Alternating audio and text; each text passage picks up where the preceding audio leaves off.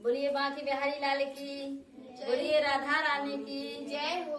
और देखो जब भगवान कन्हैया की गाड़ी होवे, भजन होवे, कछु भी होवे, और अगर सुनो तो इतना अच्छा लगत के हम क्या बताएं।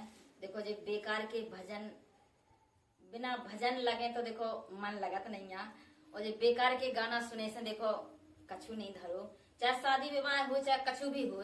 अगर धार्मिक गाना का शादी में नहीं हो सकत का, बताओ दीदी, नहीं हो सकत। हाँ तो देखो चाहे शादी विवाह हो चाहे कछु हो, और धार्मिक गाना गाओ तो देखो चार आदमी भी सुना तो अच्छा लगा देखो कितनो। और जब भगवान की कथा हो देखो चाहे कीर्तन भजन हो, जब सुनो तो जब इतना कितनो मन खुश होता है। हाँ बहुत प्रसन्न हो।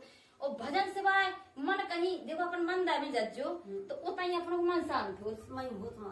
घर में तना गुस्सा सी आए, अगर उते पहुंचे तो जा लगत के तना थोड़ी देर नहीं बैठ ले। देखो यही तो कह रहा है, तो सुनो आप।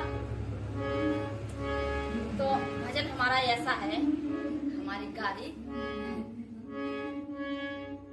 कि जब देखो राधा रानी का भी छेड़ ले तो देखो क्या कह रही राधा रानी, सुनो आप।